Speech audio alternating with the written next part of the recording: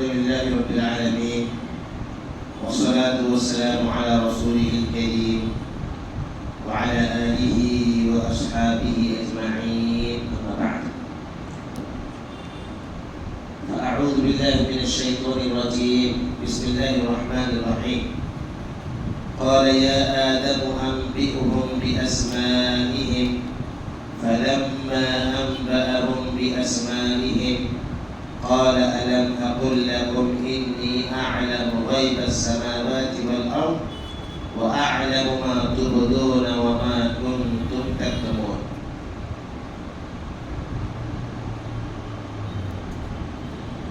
قال उसने कहा. قال का माना उसने कहा या आदम. क्या माना है? ऐ आदम. अम्बि होम.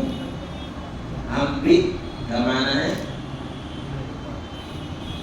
बतला दो या बता दो. होम इन्हें बता दो इन्हें. बिअस्माइहिम उन सारी चीजों का के नाम.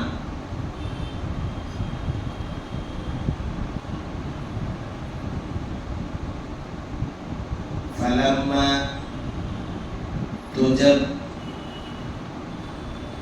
फा का मतलब तो, लम्मा का माना जब. तो जब अम्बा उन्होंने बता दिया हम उन्हें बिअस्माइहिम उनके नाम. क़ाल तो उसने कहा. किसने? अल्लाह ने. अलम अकुल का मतलब क्या? अल्लाह का माना नहीं. क्या नहीं? अकुल मैंने कहा था. क्या मैंने नहीं कहा था? लकुम तुमसे. क्या मैंने तुमसे कहा नहीं था? इन्नी के बेशक मैं अअलमु जानता हूँ गैबस समावाति वल अर्द आसमानों और जमीन के गैब को. व अअलमु और मैं जानता हूँ मा उस चीज को तुबदूना जो तुम जाहिर करते हो. वमा और उस चीज को कुंतुम तक्तुमून जो तुम छुपाते हो. तुबदून का माना जाहिर करना और तक्तुमून का माना छुपाना. एक बार और तर्जुमा करता हूं. ठीक है. क़ाल उसने कहा या आदम ऐ आदम अम्बि बता दो हम इन्हें बिअस्माइहिम इनके नाम. फलम्मा तो जब अम्बा उन्होंने बतला दिया हम उन्हें बिअस्माइहिम उनके नाम. क़ाल तो कहा. किसने? अल्लाह ने. आप क्या लम नहीं अकुल कहा था मैंने. क्या मैंने नहीं कहा था लकुम तुमसे.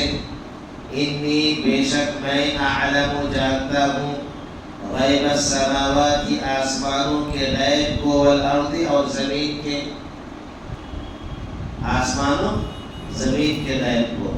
वो अअलमु और मैं जानता हूँ मा उस चीज को तुबदूना जो तुम छुपाते हो. वमा और उस चीज को कुंतुम तक्तुमून तुबदूना जो तुम जाहिर करते हो. वमा और उस चीज को कुंतुम तक्तुमून जो तुम छुपाते हो. ठीक है. तर्जुमा को करेगा जी मुस्ताद तर्जुमा कीजिए. और उसने फरमाया या आदम है आदम हम इन्हें बता दें बिअस्माइहिम इन सारी चीज़ों के नाम. फलम्मा तो जब अम्बअहुम उसने उन्हें बताया बिअस्माइहिम उनके नाम. क़ाल उसने फरमाया अलम क्या नहीं अकुल मैंने कहा लकुम तुम्हें. इन्नी कि मैं आलम जानता हूँ गैबस समावाति वल अर्द आसमान और ज़मीन की गैब की बातें. तो आलम और मैं जानता हूँ मा तुबदूना जो जाहिर करते हो. वमा और जो تم تکتمون چھپاتے ہو. ماشاء اللہ بہت اچھا لگا. اور کون کرے گا؟ کوئی بھی کرو، کوئی مسئلہ تھوڑی ہے. معلوم ہے نا؟ تم کرو گے عمران. چلو اچھی بات ہے. قال کہا یا آدم اے آدم انبئہم بتا دو انہیں باسمائہم ان چیزوں کے نام. فلما پھر اس نے انبئہم بتا دیا باسمائہم ان چیزوں کے نام. قال اللہ نے کہا الم اقل لکم کیا میں نے نہیں کہا تھا انی اعلم کہ میں جانتا ہوں غیب السماواتی راز آسمانوں کے والارض اور زمین کا. وعلم اور جانتا ہوں ما تبدون جو تم دکھاتے ہو. وما کنتم اور جو تم تکتمون چھپاتے ہو.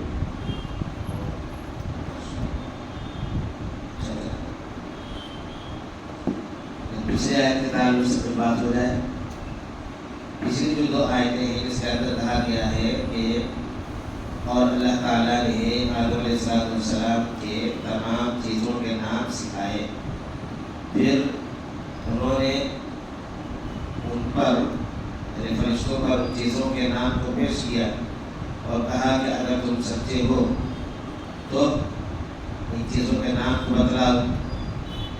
ہے نا؟ یہ کہا گیا تھا. بیچ میں کال آتا ہے تو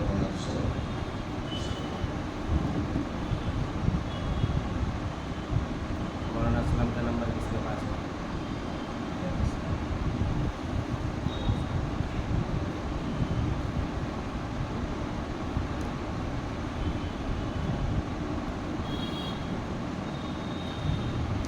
بولو درد چلتا ہے.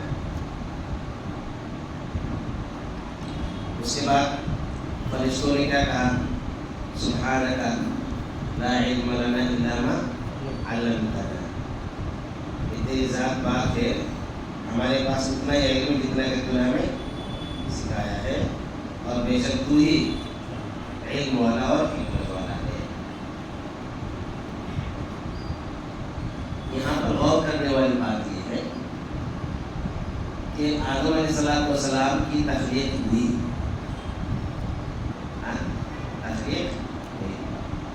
لیکن بار بار ذکر آپ کو علم کا ملتا ہے. تخلیق آنکھ، کان، ناک، منہ، چہرہ سب عجیب و غریب اللہ رب العالمین کی یہ تخلیق ہے. انسان کی جسم کے اندر ایک ایک چیز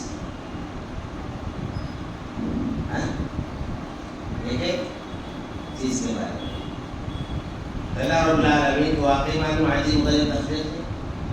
انسان کا جو ظاہری جسم ہے وہ دیکھو، اس سے پہلے بات ہو چکی ہے.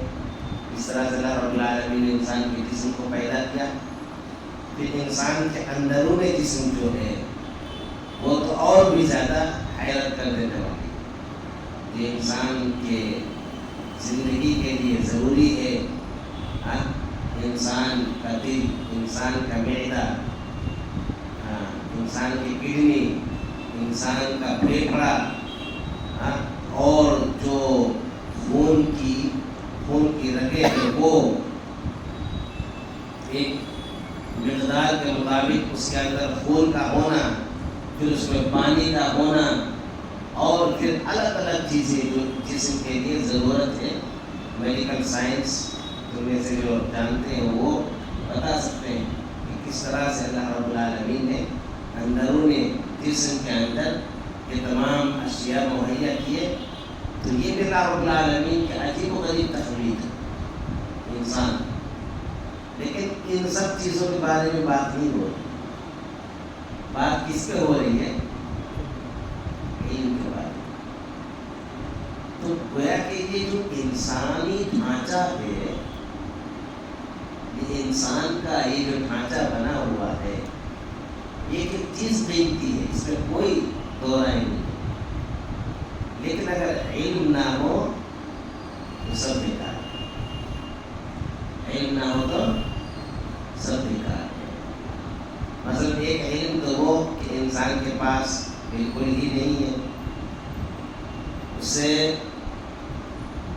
انسان پاگل سمجھا جاتا ہے، یعنی اس کے پاس کسی چیز کا علم ہی نہیں ہے، وہ نہیں جہاں پر علم کو محفوظ کیا جاتا ہے وہ جگہ ہی اس کی ٹھیک نہیں ہوتی دماغ، تو انسان کیا ہو جاتا ہے؟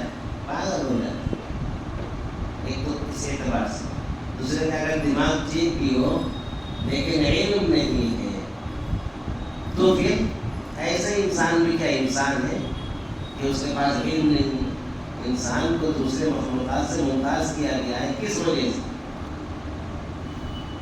دوسرے جانور کے پاس بھی دو آنکھیں ہے کہ نہیں ہے، دو کان ہے کہ نہیں ہے، منہ ہے کہ نہیں ہے، ناک ہے کہ نہیں ہے، پیر بھی ہے کہ نہیں ہے، ہم سے زیادہ پیر والے، کوئی 4 پیر والے بھی ہے کہ نہیں، ہم سے زیادہ طاقتور جسمانی اعتبار سے جانور پائے جاتے نہیں پائے جاتے؟ پائے جاتے۔ ذرا غور کرو کہ ہمارے جیسے جسم کے اعضاء جو ہیں ان کے پاس بھی اعضاء ہیں، لیکن ان جانوروں کے اور ہم انسانوں کے درمیان جو فرق کرنے والی چیز ہے وہ کیا ہے؟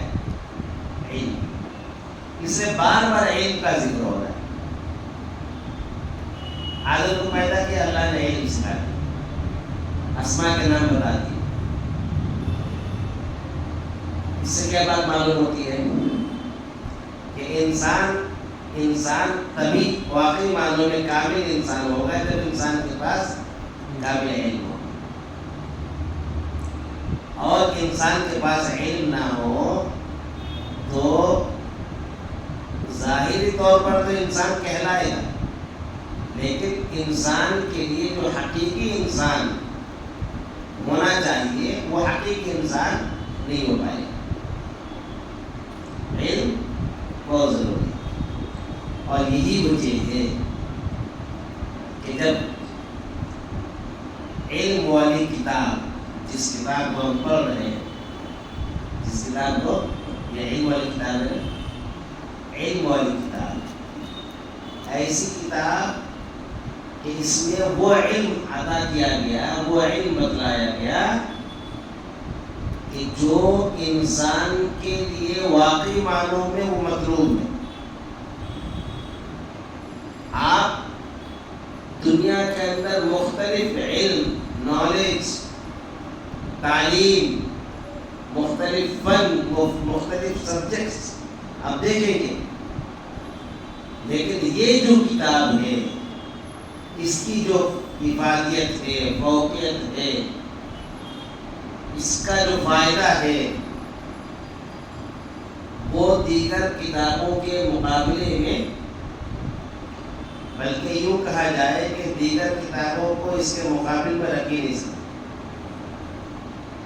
یہ ایسی کتاب ہے، ابھی ہم نے کتنی آیتیں 32 آیتیں پڑھی ہیں، کتنی آیتیں؟ 32 آیتیں، وہ بھی ایک ایک آیت کی تفسیر کی جا رہی ہے روزانہ، اور میرے خیال سے ابھی ہے 47واں درس ہے، یہ 47 درس 8 ہے، 48 ہے، 48 دروس میں 33 آیت، 33 آیت، گویا کہ ایک دن میں ایک آیت بھی نہیں ہو پائی، اور وہ بھی ہم نے تفسیر کے ساتھ بات ہی نہیں، تفسیر کے ساتھ بات نہیں۔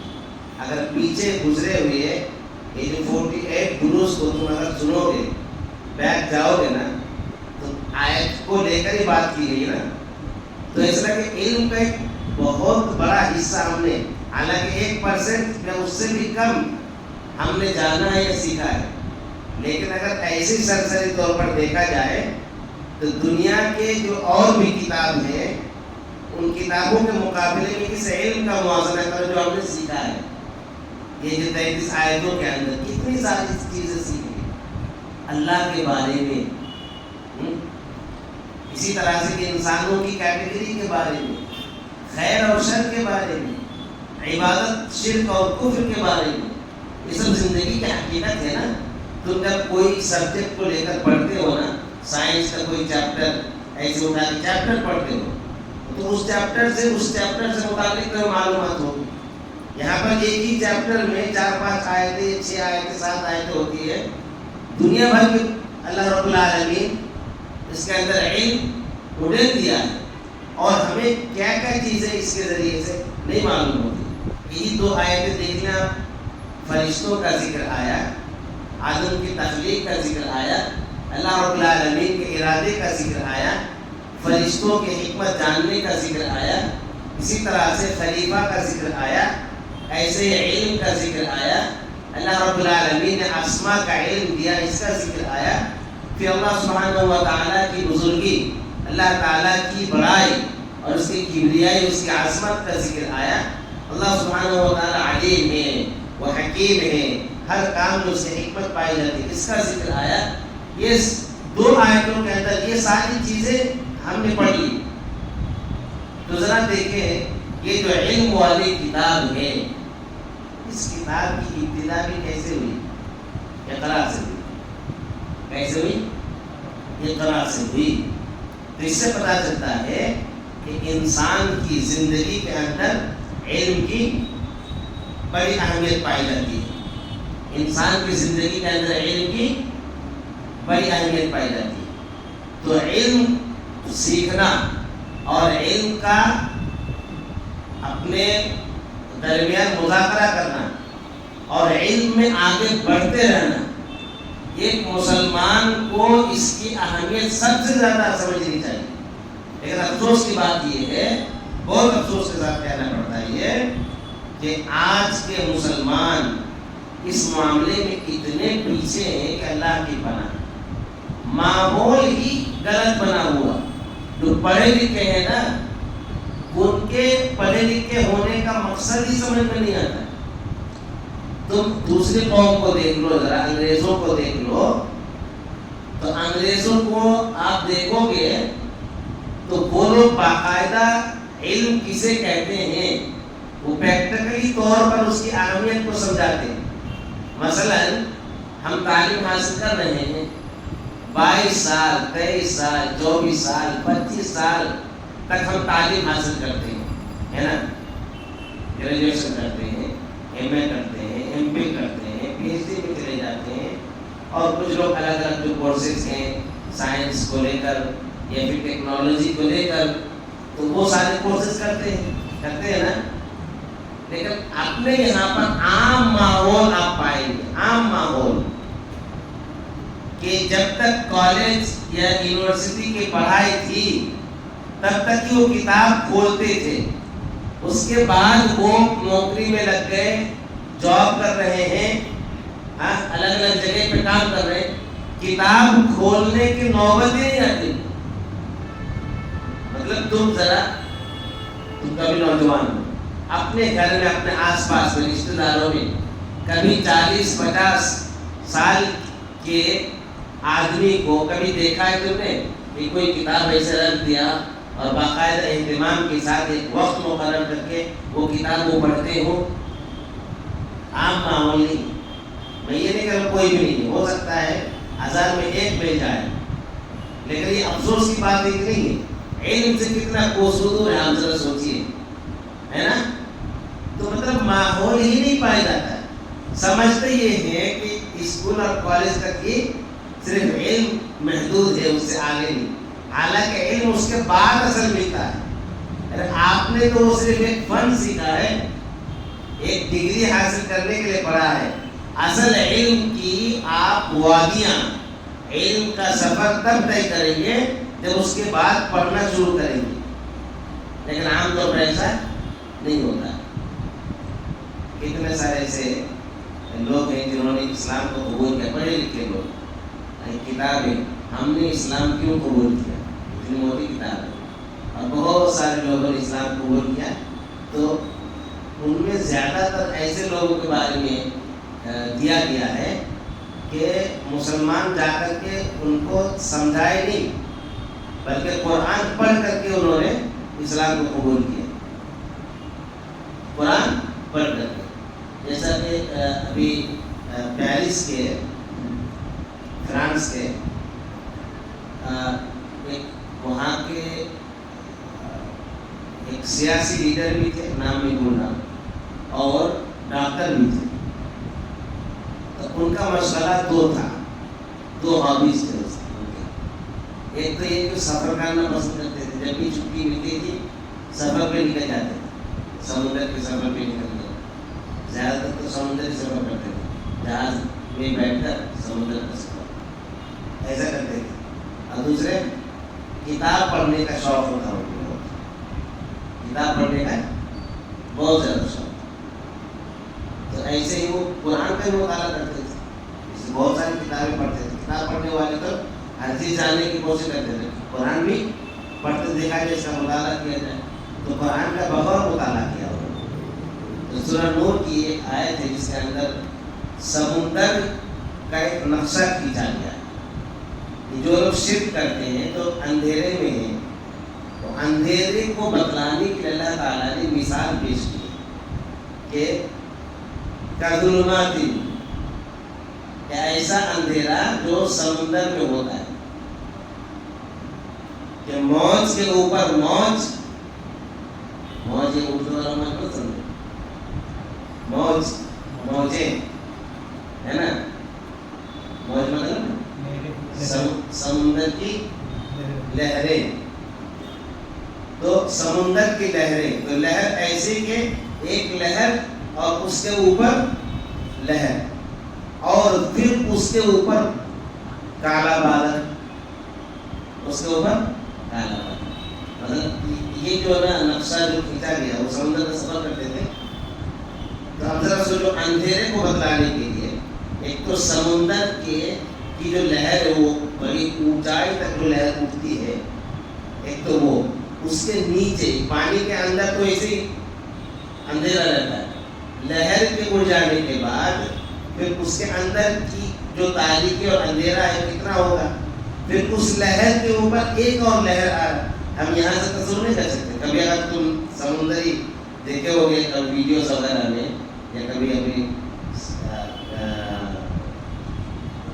آس پاس میں کبھی سمندر کے سفر اگر کیے اور گئے ہو کوئی سمندر پہ گئے کہ نہیں، جہاز وغیرہ پہ بیٹھے نہیں.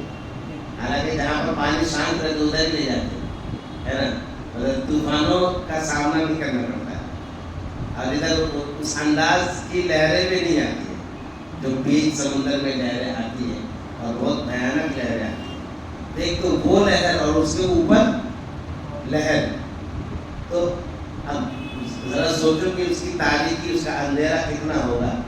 تو وہ تو اندھیرا ہی ہے، اوپر سے بارش شروع ہونے والی ہے اور بادل چھایا ہوا، اور ابھی کالا بادل. اپنے ادھر ہی کبھی بارش سے پہلے کالا بادل جب چھا جاتا ہے تو دن میں بھی اندھیرا چھا جاتا ہے نا، وہ بھیانک لگتا ہے اندھیرا. دن میں اچانک کیسا اندھیرا چھا جاتا، اور وہ سمندر بھی اس طرح سے اندھیرا. تو یہ شرک کی تاریخی، شرک کا جو اندھیرا ہے ایسے ہی ہوتا ہے. اب وہ یہ دیکھ چکے ہیں، یہ سچویشن جو ہے نا جو قرآن کے اندر بیان ہوا ہے، دیکھ چکے ہیں. لیکن ان کو بڑا تعجب ہوا کہ یہ سمندر میں آ کر کے مطلب اتنے گہرائی کے ساتھ اس کو بتانا، اس کے اندھیرے کو. تو ان کو تو بڑا تعجب ہوا، اور یہ تعجب اس وقت ان کا اور بڑھ گیا کہ قرآن کو سمجھتے تھے کہ یہ محمد صلی اللہ علیہ وسلم نے لکھا ہے. اس کو قرآن کو کیا سمجھتے تھے کہ محمد صلی اللہ علیہ وسلم نے لکھا ہے. اللہ کا نہیں سمجھتے تھے کہ محمد نے لکھا ہے صلی اللہ علیہ وسلم. اور نبی صلی اللہ علیہ وسلم کی زندگی کے بارے میں جب انہوں نے پڑھنا شروع کیا تو انہوں نے پتا کیا کہ نبی صلی اللہ علیہ وسلم تو زندگی میں کبھی سمندر کا سفر کیا ہی نہیں. آپ کبھی سمندر میں گئے ہی نہیں، جہاز پہ کبھی نہیں بیٹھے. آپ لوگ تعجب میں پڑ گئے کہ ایک ایسا شخص جس شخص نے کبھی سمندر کا سفر ہی نہیں کیا ہے، اور پھر سمندر کی لہر اور اس کے اوپر لہر، اور پھر اوپر سے بادل، کالا بادل، اس تاریکی کو وہ انسان کیسے بیان کر سکتا ہے؟ مطلب یہ اگر کوئی نہ دیکھے تو بیان نہیں کر سکتا ہے. تو پھر انہوں نے اور اپنی تحقیق کو آگے بڑھایا تو پھر ان کے دل نے گواہی دی کہ یہ بات اس نے لکھی ہے جس نے ان لہروں کو بنایا، سمندر کو بنایا، اور جس نے ان بادلوں کو بھیجا، اللہ رب العالمین۔ پھر یہ تحقیق کے بعد وہ اسلام کے اندر داخل ہو جاتا ہے۔ ٹھیک ہے، کہاں سے بات شروع ہوئی تھی؟ بولو۔ آپ پڑھنے سے لے کر ہم ایسی قوم ہیں کہ ہم اگر جیسے ایک تو دینی علم کی بات نہیں کر رہا ہوں، نارملی بات کر رہا ہوں میں، دیگر اور سبجیکٹس کے بارے میں ہی بات کر رہا ہوں کہ ہم نے اگر 20 22 25 سال تک پڑھ لیا، اس کے بعد کتاب کھولنے کی ہمیں تھوڑا سا بھی جذبہ پیدا نہیں ہوتا ہمارے اندر، ہے نا؟ لیکن یورپ میں باقاعدہ ہے، ابھی کہیں کا فوٹو دیکھنے کو ملا، بس اسٹینڈ کو باقاعدہ لائبریری بنائی ہوئی ہے، شاید پیرس کا ہی ہے۔ بس اسٹینڈ کو کیا بنا دیا؟ لائبریری۔ 10 منٹ آ کے بیٹھتے ہیں آپ، کیا پڑھے؟ کتاب پڑھے، نکال کر کے 10 منٹ پڑھے، تو ذرا سنو ان کی سوچ کتنی بلند ہوگی۔ اس لیے دنیاوی اعتبار سے ترقی میں وہ لوگ آگے، اور ہمارا حال یہ ہے کہ ہم دین میں ہیں اور نہ ادھر کے نہ ادھر کے، نہ ادھر کے نہ ادھر۔ پھر بھی ہم خواب غفلت میں پڑے ہوئے ہیں، افسوس ہوتا ہے۔ تم لوگوں کو کیوں نہیں سمجھا رہا؟ تم اپنے بڑوں جیسا مت بنو، عادت بدلو۔ تم بدلو گے تو نسل بدلے، تم اگر نہیں بدلے تو تمہارے بعد جو تمہاری اولادیں ہوں گی تو بھی ایسی ہوں گی، پھر یہ قوم بدلنے والی نہیں۔ تم بدلاؤ لاؤ، اپنے اندر بدلاؤ لاؤ، اپنے اندر چینجنگ لاؤ، اور یہ چینجنگ علم کے ذریعے سے ہی ہو سکتی ہے، علم کے ذریعے سے ہی ممکن ہے، کیونکہ علم یہ انسان کا خاصہ ہے۔ علم نہیں تو انسان ہی نہیں ہے، دیگر جانوروں کی طرح انسان ہو جائے، اس لیے علم بہت ضروری ہے۔ ٹھیک ہے، کتنا وقت ہو گیا ہے؟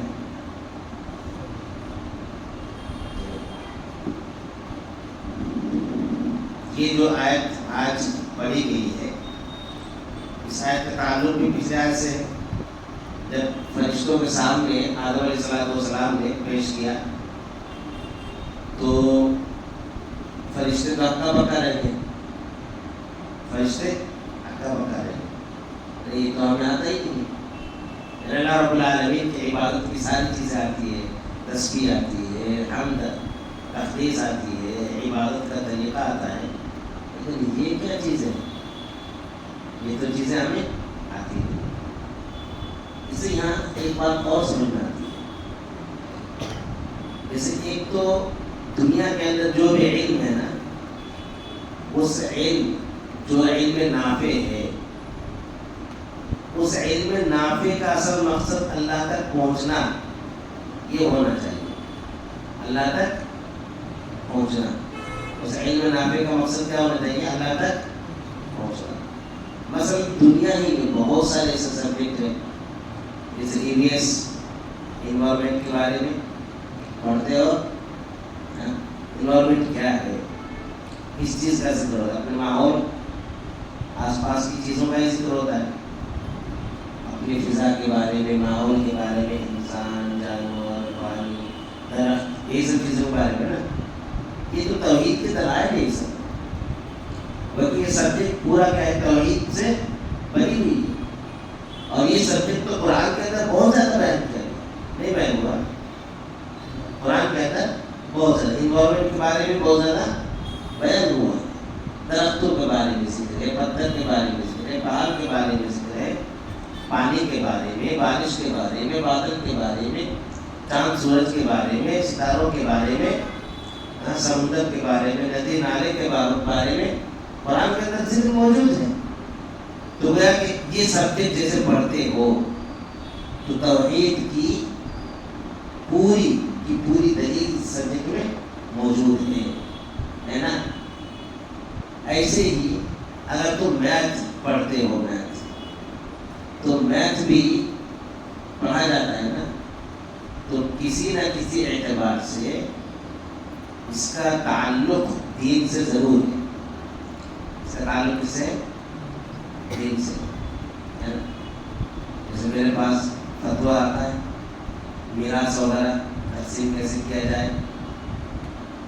مطلب کسی کا انتقال ہو گیا اور اس کے بعد مال چھوڑ کے گیا, اب اس کی اولاد ہے یا بیوی ہے یا والدین ہیں, تو کیسے اس کے ذریعے میں تقسیم کی جائے, جس کے لیے کس چیز کی ضرورت پڑتی ہے. تو قرآن کا علم اس کو کتنا دیا گیا ہے. دوسرے کو میتھ کی ضرورت پڑتی ہے, اس کو ٹائم لگتا ہے اس کو بتا دیں کہ کتنا حصہ کیا جائے گا, اصل مسئلہ کیا ہوگا, ہر ایک کے حصے میں کتنا جائے گا. تو یہ علم ہے, فن ہے, جس کو میتھ کہا جاتا ہے, اس کو فرائض کا علم کہا جاتا ہے. میتھ کے بغیر, حساب کے بغیر فرائض کا علم کوئی حاصل کر نہیں سکتا ہے اور نہ ہی کوئی فتویٰ دے سکتا ہے. میتھ بہت ضروری ہے اس کے اندر. تو اس میں دیکھیں اس چیز کی ضرورت پڑتی ہے. ایسے ہی گنتی, میتھ کا مطلب کیا ہے, گنتی سے اس کی شروعات ہوتی ہے, آگے چل کر کے وہی چیز بڑھتی جاتی ہے. تو شریعت کے اندر بہت ساری چیزوں کی گنتی ہے.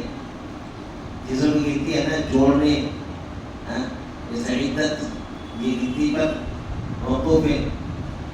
عید, جو ایام عید کے دن آتے ہیں, تو ابھی تم بقرعید, عید الاضحیٰ کب مناتے ہو, کس تاریخ کو, تو تمہیں حساب رکھنا پڑے گا نا گنتی, کہ کبھی بھی 10 تاریخ کے ساتھ منا لے, ایسے تھوڑی چلے.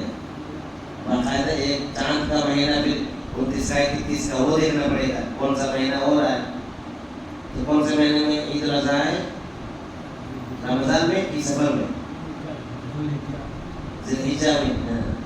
ذوالحجہ, تو یہ بھی مہینہ یاد رکھنا پڑے گا. تو یہ بھی حساب سے اس کا تعلق ہے کہ نہیں, حساب سے اس کا تعلق ہے. نماز پڑھ لو, اب عشاء کی نماز کتنے رکعت پڑھے, سنت کتنے فرض پڑھے, تو یہ بھی حساب ہی ہے نا. تو حساب کا تعلق بھی کہیں سے نہ کہیں سے, کسی نہ کسی اعتبار سے شریعت سے ہے. تو یہ جو تم جو علم سیکھتے ہو, یہ جو دنیاوی علوم ہیں, ان میں سے بہت سارے علم کیا ہے, شریعت کے اندر مطلوب ہے. ابھی تاریخ مطلب ہسٹری. اب ہسٹری جاننا, اس کے بارے میں جانکاری رکھنا, صحیح علم رکھنا, اسی سے ہم جیسے اپنے اعمال کو درست کر سکتے ہیں, لائحہ عمل کر سکتے ہیں. اگر برے لوگ گزرے تو ان کی طرح نہ بنے, اچھے لوگ گزرے تو ان کی طرح بنے. ہسٹری کے بارے میں قرآن کے اندر ذکر ہے, صراط الذین انعمت علیہم, صراط الذین انعمت علیہم, ان لوگوں کے راستے پر چلا جن پر تو نے انعام کیا, اور ان لوگوں کے راستے پر نہیں جن پر تیرا غضب نازل ہوا, جو گمراہ ہو گئے. ابھی کون لوگ تھے, پیچھے گزرے ہوئے لوگ تھے نا. تو ایسے تھوڑی کہ ہم صرف دعا کر رہے ہیں اور ان کے بارے میں نہ بتا رہے ہیں, پر ان کے بارے میں قرآن میں آگے بتایا گیا. پڑھو, 25 انبیاء کا ذکر ہے, پڑھو. قوموں کا ذکر ہے, پڑھو. قوموں میں اچھے لوگوں کا ذکر ہے, برے لوگوں کا بھی ذکر ہے, جن پر عذاب آیا, جن پر غضب نازل ہوا. تو ہسٹری ہے نا, تو ہسٹری کو بھی جاننا. تو یہ جو علم ہے, تو علم اپنے جب تک اپنے اعتبار سے علم کو ہم حاصل نہیں کریں گے, علم میں آگے نہیں بڑھیں گے, اس وقت تک ہم نہ تو دنیا کے اندر کامیابی حاصل کر سکتے اور نہ آخرت کے اندر کامیابی حاصل کر سکتے. یہ جو تم لوگ آ رہے ہو, تو یہ بھی آ رہے ہو نا, یہ علم کو حاصل کرنے کا جذبہ ہے تم لوگ, ٹھیک ہے. اور یہ چھوٹا موٹا کام مت سمجھو, اتنا بڑا کام ہے کہ جیسے گھر سے نکل کے آتے ہو نا, تو ارادے کے ساتھ ہی آتے ہو نا. ایسے تو نہیں مستی کرنے کے لیے آ جاتے ہو, ارادے کے ساتھ. فرشتے تمہارے پیر کے نیچے اپنے پر بچھا دیتے. ذرا سوچو, اتنی بڑی یہ بات ہے, چھوٹی موٹی بات ہے. مطلب سمجھو کہ تم ایک اسکول میں پورے مہاراشٹر میں یا ممبئی میں تم نے اپنے سبجیکٹ میں یا اپنے کلاس میں ٹاپ کیا, سمجھو 10th میں ٹاپ کیا, اور تمہیں پرائز دینے کے لیے بلایا گیا, اور تم مطلب اسپیشل چیف گیسٹ بنے. ایسا سمجھو کہ تم چیف گیسٹ بنے, اور تمہارے لیے وہاں پر جہاں سے تم گاڑی سے اترو گے وہاں سے لے کر اسٹیج تک تمہارے لیے لال قالین بچھایا گیا، ریڈ کلر کا قالین. کتنا شان کتنی بڑھ جائے گی، تمہیں کتنا فخر ہوگا. ہاں سینہ تمہارا پھول جائے گا، پراؤڈ فیل کرو نا اپنے آپ میں. تو کیسے کیوں؟ کیونکہ یہ عزت، یہ وقار، یہ تمہارا مرتبہ بلند کیا جا رہا ہے.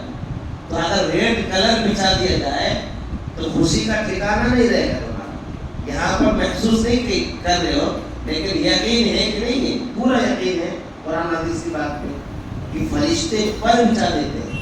تو اب یہ فرشتوں کا پر یقیناً ریڈ کلر کے اس قالین سے کہیں زیادہ بہتر ہے. بہتر ہے کہ نہیں؟ فرشتے بھی آتے ہیں تو اپنے مرضی سے تھوڑی آتے ہیں. کون بھیجتا ہے؟ اللہ تعالیٰ بھیجتا ہے. کہ اہتمام کس کی طرف سے ہو رہا ہے؟ اللہ کی طرف سے. یہاں اگر ایک ایم ایل اے کی طرف سے اہتمام ہو اور ایم ایل اے کی طرف سے ہمارے نام لیٹر آ جائے تو رات کی نیند رات میں نیند ہی نہیں آئے گی کسی کے بارے، ہے نا. ایم ایل اے کی طرف سے لیٹر ہوتا ہے اور وہ اللہ تعالیٰ اہتمام کرتا ہے کہ فلاں فلاں فلاں فلاں فلاں یہ میرا علم حاصل کرنے کے جا رہے ہیں، جاؤ تم جاؤ اور جا کر اپنے پر بچھا دو. یہ چھوٹی بات ہے، بہت بڑی عزت کی بات. اور یہاں جو آتے ہیں علم حاصل کرنے کے لیے تو مچھلیاں سمندر میں، پانی میں دعا کرتی ہیں مچھلیاں. ٹھیک ہے. اب یہ بھی سوچنے والی بات ہے کہ مچھلیاں ہمیں تھوڑی دیکھتے آ گئی کہ ہاں وہ جا رہا ہے. مچھلیوں کو کس نے بتایا؟ اللہ نے بتایا. کیونکہ اہتمام کس کی طرف سے ہو رہا ہے؟ مچھلی کو بتانے کا اللہ کی طرف سے. اللہ کا مہمان بن جاتا ہے. کہتے ہیں کہ اللہ کے گھر میں تم لوگ جمع ہو کر کے علم حاصل کرو تو یہ کون لوگ ہوتے ہیں؟ اللہ کے کہا کہ اہل اللہ، اللہ کے گھر والے. مہمان تو تمہیں پرائے ہو گئے مہمان. اس ان کو کیا کہا گیا ہے؟ اہل اللہ. اہل اللہ کا مطلب کہ اللہ کے اہل، اللہ کی فیملی، اللہ کے گھر والے. علم سیکھنے والے کون ہو گئے؟ اللہ کے گھر والے. تو یہ چھوٹا کام نہیں، بہت بڑا کام. تو دن بھر میں 24 گھنٹے میں جو 23.5 گھنٹے جتنے سارے جو کام کرتے ہیں ان میں سب سے افضل ترین کام، سب سے امپورٹنٹ، سب سے بہتر اور سب سے فائدہ مند کام جو ہے تمہارا یہی. اسکول میں 6 گھنٹہ لگاتے ہو، لگاؤ، اچھی بات ہے، لیکن اس سے بہتر نہیں ہو سکتا ہے. فٹ بال میں لگاتے ہو، کسی بنا رہے ہو، طاقت بڑھا رہے ہو، لگاؤ، اس سے بہتر نہیں ہو سکتا. ٹھیک ہے. تو یہ جو کام ہے یہ بہت اہم کام ہے. تو یہ علم کا فائدہ. ٹھیک ہے. یہ جو آیت ہے، آیت کے تعلق سے بات واقعی معلوم میں رہتی ہے. وہ پچھلے 2 آیتوں کے اندر میں نے کہا تھا کہ تم لوگوں کا علم کے بارے میں بتاؤں گا. تو یہ علم کے تعلق سے اس کی افادیت، اہمیت، فضیلت ثابت ہوئی نا، دل میں بیٹھی نا بات. انشاءاللہ علم حاصل کرو گے. کب تک؟ شادی ہونے تک. شادی کے بعد پھر چھوڑ دینا. تا حیات، تا زندگی، جب تک سانس چلے انشاءاللہ. اللہ رب العالمین ہمیں عمل کی توفیق عطا فرمائے. آمین. وآخر دعوانا الحمدللہ.